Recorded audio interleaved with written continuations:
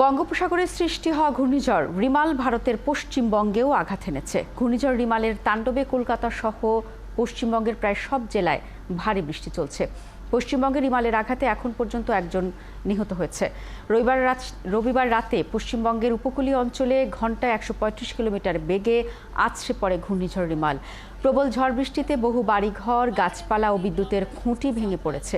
আলিপুর আবহাওয়া দফতর জানিয়েছে, সোমবারও রিমালের প্রভাবে রাজ্য জুড়ে ভারী বৃষ্টিপাত অব্যাহত থাকবে। শিয়ালদহ উত্তর ও দক্ষিণ শাখা হাওড়ায় ট্রেন চলাচল বন্ধ রয়েছে। অনেক জায়গায় মেট্রো পরিষেবাও বন্ধ। এছাড়া বন্ধ রয়েছে অভ্যন্তরীণ ও আন্তর্জাতিক ফ্লাইটও।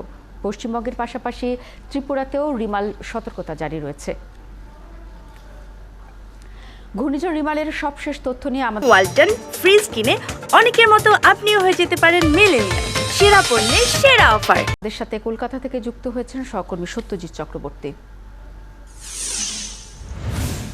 সত্যজিৎ, রিমাল নিয়ে আলিপুর আবহাওয়া দফতরের সবশেষ কি জানালো? এবং আমরা শুনেছি যে ভারী বৃষ্টির কারণে কলকাতার বিভিন্ন এলাকায় জলাবদ্ধতা দেখা দিয়েছে। কি কোন কোন এলাকায় মূলত জলাবদ্ধতা, এবং প্রশাসন এই বিষয়ে সবশেষ কি ব্যবস্থা নিয়েছে?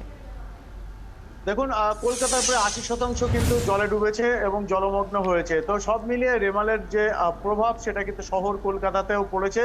উপকূলবর্তী অঞ্চলে বিভিন্ন জায়গায়, বিশেষ করে উত্তর এবং দক্ষিণ ২৪ পরগনার নদীর বাঁধ ভেঙেছে, জলমগ্ন হয়েছে কিন্তু বিস্তীর্ণ অঞ্চল, নষ্ট হয়েছে শতাধিক ঘর বাড়ি। তো সব মিলিয়ে আমরা যদি দেখি যে শুধু উত্তর ২৪ পরগনা, দক্ষিণ ২৪ পরগনা নয়, পশ্চিমবঙ্গের মোটামুটি ১০টি জেলায় কিন্তু ভারী বৃষ্টি হচ্ছে বর্তমানে। এবং অন্যান্য যে জেলাগুলো আছে, মোট ২২টা জেলা, সেই ২২টা জেলাতেও কিন্তু ভারী বৃষ্টিপাত হবে আগামী ৪৮ ঘন্টায়, এমনটা আলিপুর আবহাওয়া দপ্তর সূত্রে খবর। পাশাপাশি যে ট্রেন চলাচল এবং বিমান উড়ান কিন্তু সাময়িকভাবে বন্ধ আছে। লোকাল ট্রেন অন্যান্য দিনের মতো কিন্তু চলছে না, সেগুলোর সংখ্যা কমানো হয়েছে। মেট্রো পরিষেবাও ক্ষেত্রেও তাই। আন্তর্জাতিক এবং যে অন্তর্দেশীয় উড়ান আছে সেগুলো কিন্তু পুরোপুরি ভাবে এখনো পর্যন্ত বন্ধ আছে, এবং গতকাল থেকেই কিন্তু এখনো পর্যন্ত মোট ৪০০-র বেশি কিছু উড়ান বন্ধ। তো সব মিলিয়ে জনজীবনও স্তব্ধ হয়ে গেছে। সকাল থেকে কিন্তু দেখা গেছে বিভিন্ন দোকান বাজার সেগুলো কিন্তু বন্ধ এবং সর্বত্রই জলমগ্ন।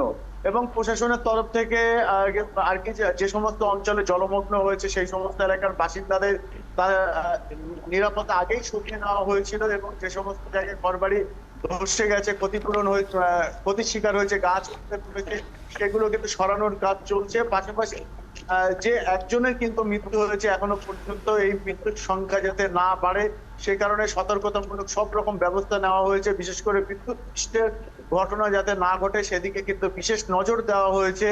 এবং জল সরানোর কাজ ইতিমধ্যেই কিন্তু বিভিন্ন জায়গায়, বিশেষ করে কলকাতা শহর সহ যে সমস্ত শহরতলি জায়গাগুলো আছে সেই সমস্ত জায়গাগুলোতে পাম্প মেশিন এনে জল সরানোর কাজ চলছে।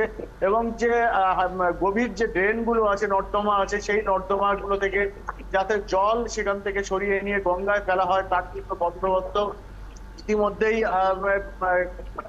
আর কি তার যে উদ্যোগ, সেই উদ্যোগ শুরু হয়েছে। আপনি দেখছেন যে হাওয়ার তীব্রতা এত যে কিন্তু দাঁড়ানো কষ্টকর হয়ে যাচ্ছে। এবং ঘন্টায় সত্যজিৎ, আমরা দেখছি আপনার মাধ্যমে যে আসলেই যে পরিমাণ ঝোড়ো হাওয়া বইছে সেখানে দাঁড়ানোই কষ্টকর। আপনি সবশেষ তথ্য জানিয়ে অবশ্যই আমাদের দর্শকদের এগিয়ে রাখবেন, এবং আপনাকে ধন্যবাদ জানাতে চাই। দর্শক, আমাদের সহকর্মী সত্যজিৎ চক্রবর্তী বলছিলেন রিমালের প্রভাবে কলকাতায় যে জলাবদ্ধতার খবর এবং প্রশাসন কী ধরনের পদক্ষেপ নিয়েছে সে বিষয়ে সবশেষ তথ্য।